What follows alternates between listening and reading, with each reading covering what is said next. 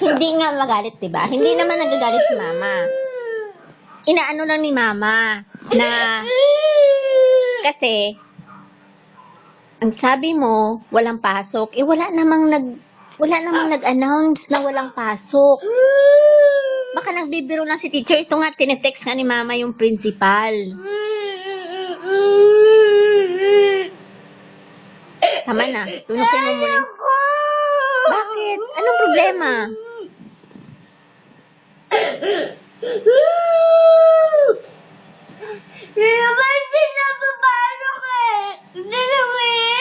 Si Luis hindi papasok. Tanungin ko yung mama ni Luis, ha? Tanungin ko, ha? Ha? Sige. Tanungin ko.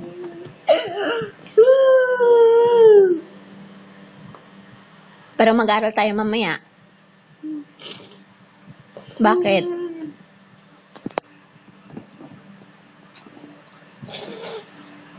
Bakit? Exam nyo, di ba?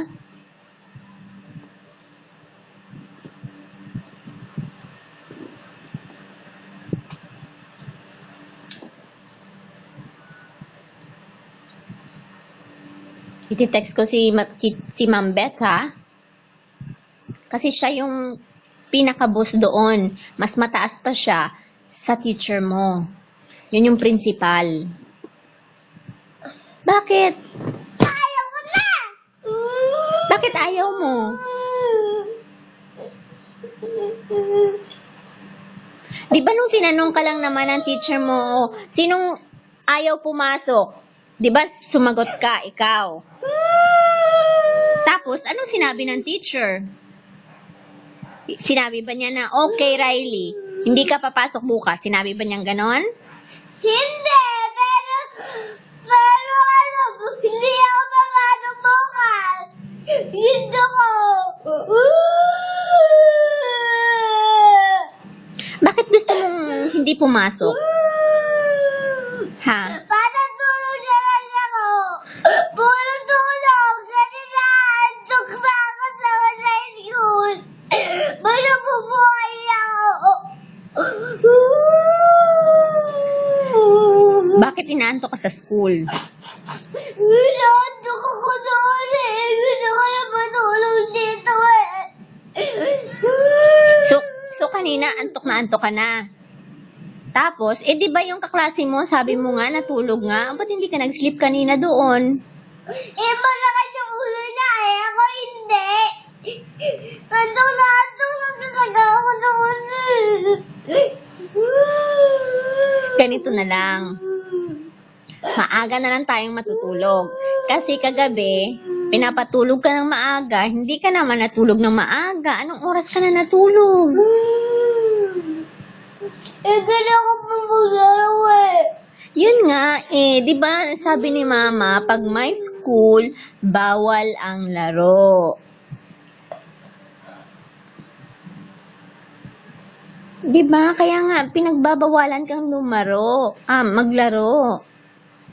Kasi yun yung problema. Ayaw ni mama na antukin ka sa school.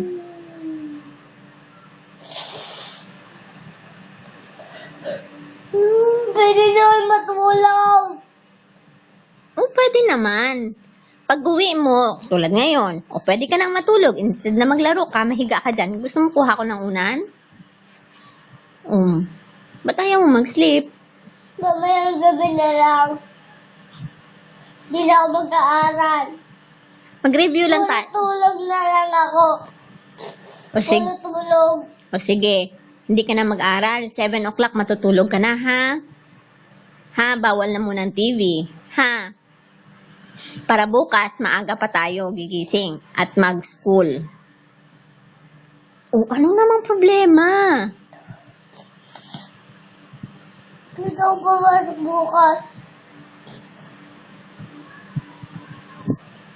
Pero, pag kinonfirm ko sa teacher mo, Riley, mamaya, at sinabi niyang hindi, papasok si Riley, papasok ka pa rin, ha? Hindi.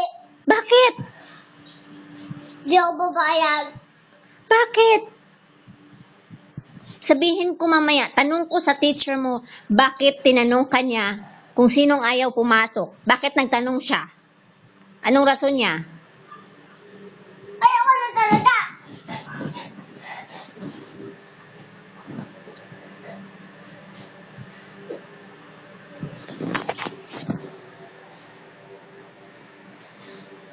O sige, ganito na lang. Kausapin ko muna yung teacher mo, ha?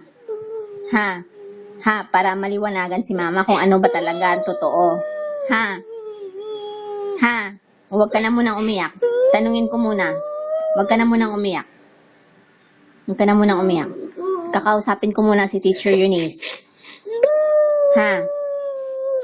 Saglit lang. Okay na. Kung ba't siya nagtanong na hindi napapasok. Hindi yun maganda eh. Kung wala din namang announcement, walang announcement sa ano mo o diary mo. Ako lang hindi naman niya pinapakuha eh. Ikaw lang mag-isa yung hindi niya pinapapasok? Ha? Hindi niya pinapakuha yung diary para ilagay. Wala siyang ganun eh.